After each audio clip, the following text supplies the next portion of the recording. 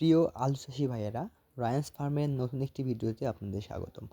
আপনারা সবাই নতুন উদ্যমে নতুনভাবে আবার আলু চাষ শুরু করছেন এবং আমাদের আলুর গাছগুলো ফুটে বের হয়েছে এবং আমাদের জমিতে কিন্তু আমরা প্রথম স্প্রেটা দিয়ে দিব। বন্ধুরা, আলু চাষের প্রথম স্প্রেটা কিন্তু খুবই গুরুত্বপূর্ণ এবং আলুর গাছ ফুটে বের হওয়ার পর কিন্তু এই স্প্রেটা দেওয়া আমাদের জন্য খুবই দরকার। তা না হলে কিন্তু আমাদের আলুর গাছের গ্রোথ ভালো হবে না এবং এই সময়ে আমাদের আলুর গাছে বেশ কয়েকটি রোগ আক্রমণ করতে পারে এবং সেই রোগগুলো দমন করার জন্য আমরা কোন ধরনের কীটনাশক ব্যবহার করব। যেহেতু ছোট আলুর গাছ, এই সময় আমরা ভারী ডোজের কীটনাশক ব্যবহার করতে পারবো না এবং আমরা চেষ্টা করব যে আমাদের যে আলুর গাছ যেগুলো কীটনাশক সহ্য করতে পারবে এবং আমাদের আলুর গাছের জন্য প্রয়োজনীয় যে সকল কীটনাশক দরকার এবং যে সকল ওষুধ দরকার সেগুলোই কিন্তু আমরা স্প্রে করার চেষ্টা করব। তো আপনারা যারা যে আলু চাষ করছেন অবশ্যই ভিডিওটি দেখবেন এবং আলু চাষের অসংখ্য ভিডিও আমার এই চ্যানেলে আপলোড করা আছে, সেগুলো দেখতে পারেন এবং আপনারা যারা নতুন অবশ্যই চ্যানেলটি সাবস্ক্রাইব করে রাখবেন।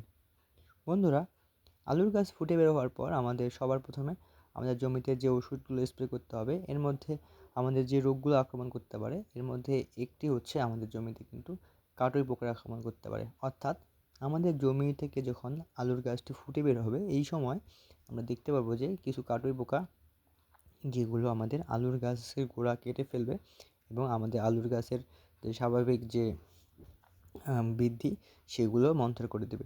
তাই আমরা চেষ্টা করব যে এই কাটুই পোকা দমন করার জন্য আমরা ল্যাম্বডাসালোহাইটিন অথবা ক্লোরোপাইরিস প্লাস সাইবারমেথ্রিন গ্রুপের ওষুধ স্প্রে করতে। বাজারে বিভিন্ন রকম ক্লোরোপাইরিস প্লাস সাইবারমেথ্রিন গ্রুপের ওষুধ অথবা ল্যাম্বডাসালোহাইটিন গ্রুপের ওষুধ পাওয়া যায়। এগুলো আপনারা প্রতি লিটার পানিতে 1.5 থেকে 2 মিলি নেবেন এবং আপনাদের জমিতে স্প্রে করবেন। এর সাথে অবশ্যই আমরা আমাদের জমিতে জিঙ্ক জিঙ্ক স্প্রে করব, যেটাকে আমরা সিলেটের জিঙ্ক বলে থাকি। বাজারে কিন্তু বিভিন্ন কোম্পানির সিলেটের জিঙ্ক পাওয়া যায়। তো এই সিলেটের জিঙ্ক আমরা প্রতি লিটার পানির জন্য 1 গ্রাম করে নিব। অর্থাৎ 1 গ্রামের জন্য আপনারা 18 থেকে 20 গ্রাম পর্যন্ত সিলেটের জিঙ্ক নিতে পারেন। এক এক ধরনের কোম্পানির এক এক ধরনের সিলেটের জিঙ্ক পাওয়া যায়, যেটা পানিতে দ্রবণীয়। এই ধরনের সিলেটের জিঙ্কগুলো আপনারা প্রতি লিটার পানিতে 1 গ্রাম করে নিয়ে এবং এর সাথে আমাদের যে ওষুধটা অবশ্যই স্প্রে করতে হবে সেটা সবার খুব পরিচিত এবং কমন একটি ওষুধ, সেটা হচ্ছে সালফার।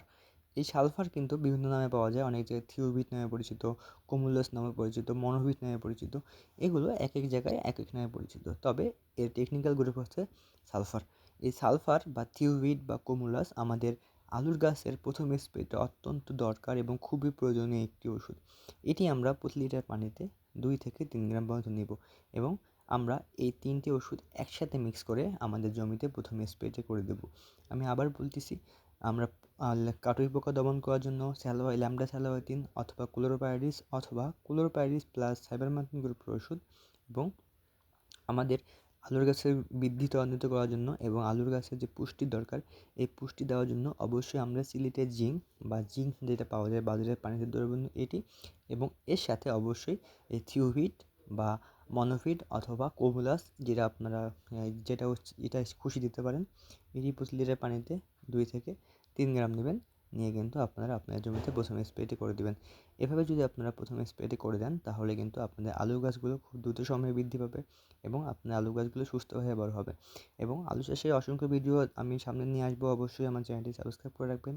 আপনাদের কোনো মতামত যদি দেওয়ার থাকে সেটাও অবশ্যই কমেন্ট করে জানিয়ে দেবেন এবং ভিডিওটি বেশি বেশি শেয়ার করে দেবেন।